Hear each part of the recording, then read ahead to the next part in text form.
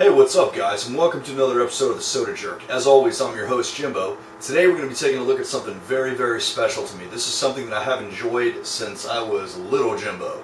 I really do not remember a summer of my life where I did not get to enjoy this little piece of awesome right here. Today we're looking at the greatest soda you probably never heard of, Double Cola. Right there on the label, their logo, Double Cola, double cool, since 1933.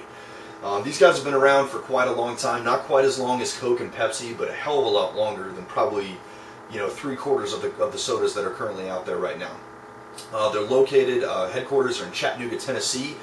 They're mostly sold east of the Mississippi River.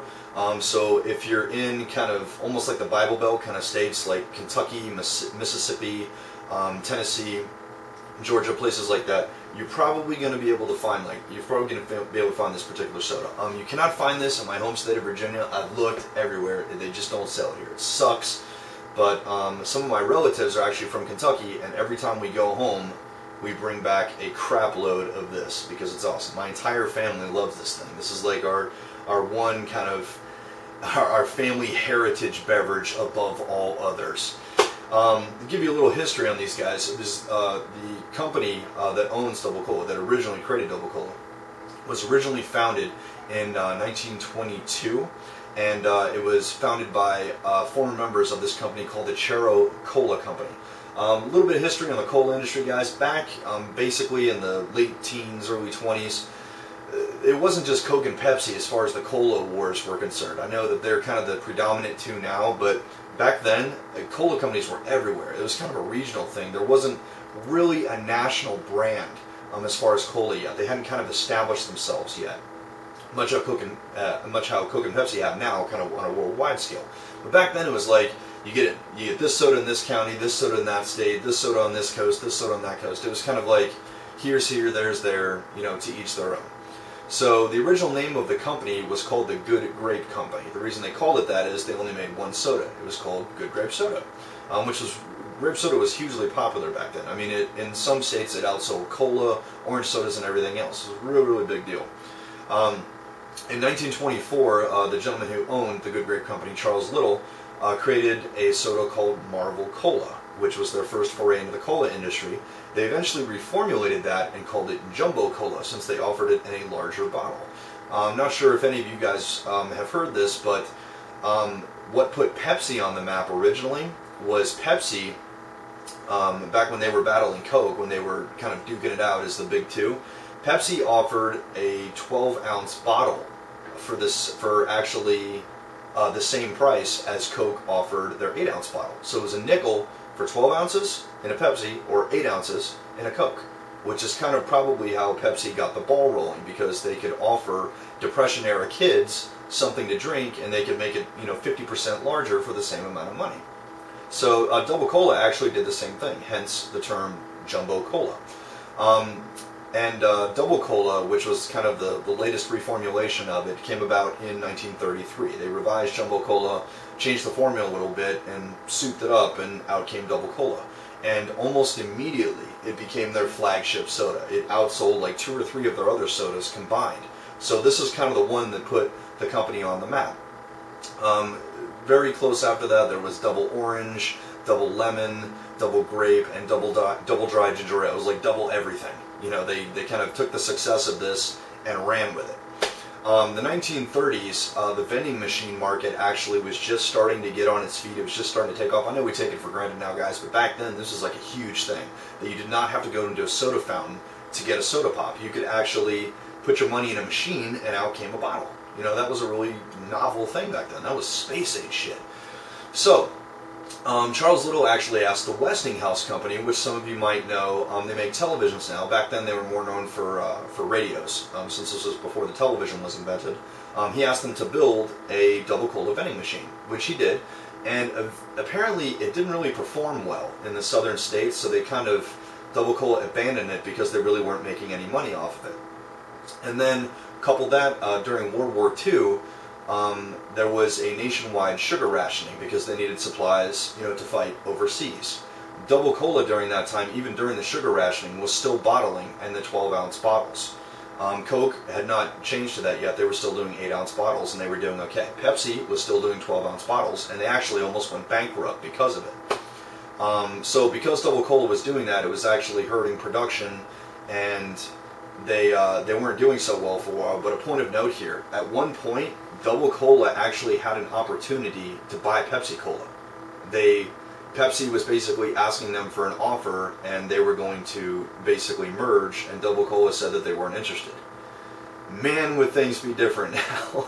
You know, if Pepsi were basically wiped off the face of the earth and more or less absorbed by Double Cola. Wow, I can't believe how interesting things would be right now. So they didn't buy it, and they basically just kept it in-house. And like I said, they changed hands over the years, and eventually in 1980 they were bought by KJ International. The company that owned them before KJ International almost ran them into the ground. And for almost 20 years, you almost couldn't find Double Cola. Between the mid-1960s and the 1980s, it was virtually impossible to get one of these because the production just went way, way down. So they kind of resurfaced in the early 80s. And this is basically the latest incarnation. And actually, I just read their website. They've got a big banner on there that they've got some kind of snazzy new look. I guess they're going to redesign the label or whatnot. I hope they don't change the formula, and they're going to kind of relaunch the product. So I guess we'll see what happens then. So, like I said, every summer when we would go and visit my grandmother in Kentucky, we would bring back Double Cola, because back then you could get it in Kentucky. Now you actually can't. You can only get it in Indiana. Luckily, I have family that lives over there, or had family that lives over there rather. So we would kind of hop right across the border, you know, get some Double Cola and bring it back with us. And I really do not remember a summer of my life where I did not have one of these in my hand. I mean, this was kind of a staple of the Mr. Jimbo Fox's family household. So very, very fond memories on this. Today, guys, I can honestly say this is bar none my favorite cola beverage. I put it above Coke. I put it above Pepsi. I put it above everything.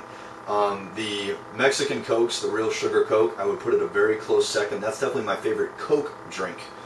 But as far as cola in general, this is numero uno as far as Mr. Jimbo Fox is concerned. There's just something about the flavor that makes it very different from Pepsi and very different from Coke. It's not so much that it's better or worse. It's just that it's so different that I like it better. It almost has a sweeter taste. I know a lot of people say Pepsi tastes sweeter than Coke. I think this is, I'm not going to say it's sweeter than Pepsi, but it's a different kind of sweeter. It's more of a mellow sweeter. And it's just as smooth as butter. I've always loved it, and every chance I get to grab a case of this, I absolutely jump on it. So, what do you say we crack this sucker open? I haven't had one of these in a while, and we'll see if it still tastes as good. This is only the second can I've done on here, guys, so I try not to stray from the bottles, but unfortunately it's very, very tough to get these in bottles, so cheers.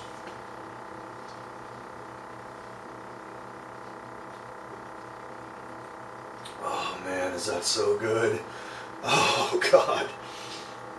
It's got a nice roll of carbonation that washes over your tongue, and you got that sweet, mellowy taste that goes with it. Oh, it's really tastes best. This little thing I like to do is something my dad taught me. Right before you drink this, you know, if you kept it in the refrigerator, you put it in the freezer for about 3 minutes to get it super cold, and then you crack that sucker open and drink it. I don't know what it is, guys, but when you do it that way, when it's ice cold, it is just knock your socks off good. I mean, it's out of this world.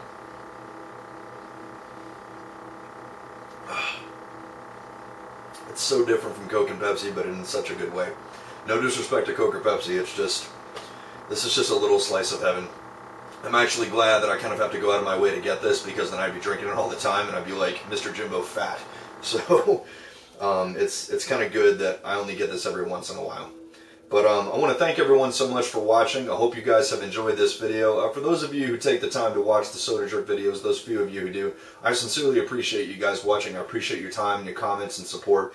I'm certainly not running out of sodas anytime soon, so as long as you keep watching them, I'll keep making them. And as always, guys, thanks for watching. Cheers.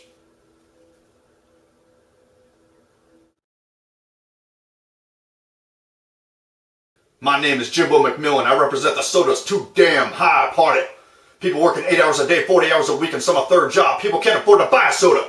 This is politics as usual, playing a silly game, but it's not going to happen. The soda, too damn high movement, the people I represent can't afford to buy a soda. Listen, someone stumbled. A child just stumbled. Just growled. Did you hear it? Gotta listen like me. As a karate expert, I will not talk about the other soda reviewers out there. Why? Because our children can't afford soda anywhere, nowhere. There's nowhere to buy. Why? You said it. The soda is too damn high.